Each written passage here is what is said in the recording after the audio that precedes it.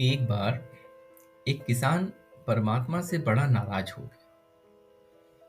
कभी बाढ़ आ जाए, कभी सूखा पड़ जाए, कभी धूप बहुत तेज हो जाए और कभी ओले पड़ जाए। हर बार कुछ ना कुछ कारण से उसकी फसल थोड़ी खराब हो जाती थी। एक दिन बड़ा तंग आकर उसने परमात्मा से कहा, देखिए प्रभु, आप परमात्मा हैं, लेकिन लगता है आपको खेती बाड़ी की ज्यादा जानकारी नहीं है।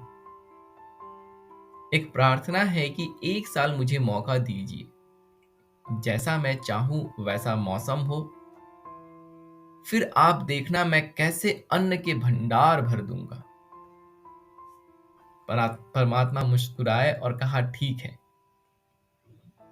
जैसा तुम कहोगे वैसा ही मौसम दूंगा, मैं दखल नहीं करूंगा।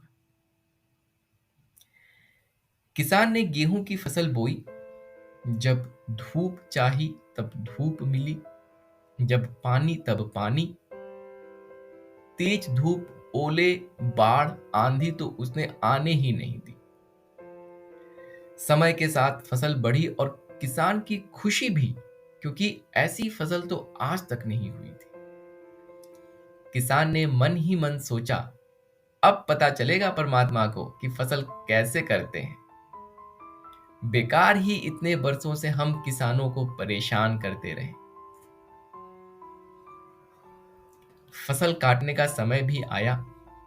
किसान बड़े गर्व से फसल काटने लगा, लेकिन जैसे ही फसल काटने लगा, एकदम से छाती पर हाथ रखकर बैठ गया।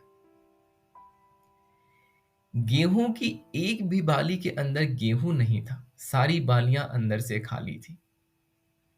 बड़ा दुखी होकर उसने परमात्मा से कहा, प्रभु ये क्या हो गया। तब परमात्मा बोले, ये तो होना ही था।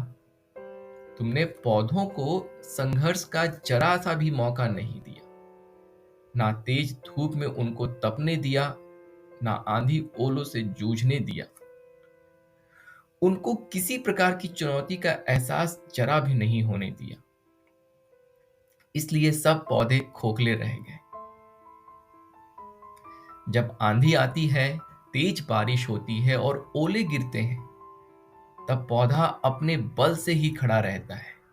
वो अपना अस्तित्व बचाने का संघर्ष करता है, और इस संघर्ष से जो बल पैदा होता है वही उसे शक्ति देता है, ऊर्जा देता है, उसकी जीवटता को उभारता है। सोने को भी कुंदन बनाने के लिए आग में तपने, हथौड़ी से पीटने, गलने जैसी चुनौतियों से गुजरना पड़ता है। तभी उसकी स्वर्णिम आभा उभरती है, उसे अनमोल बनाती है।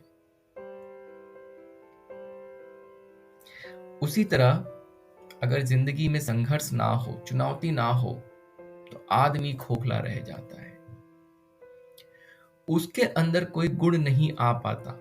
ये चुनौतियां ही हैं जो आदमी रूपी तलवार को धार देती है, उसे सशक्त और प्रखर बनाती है।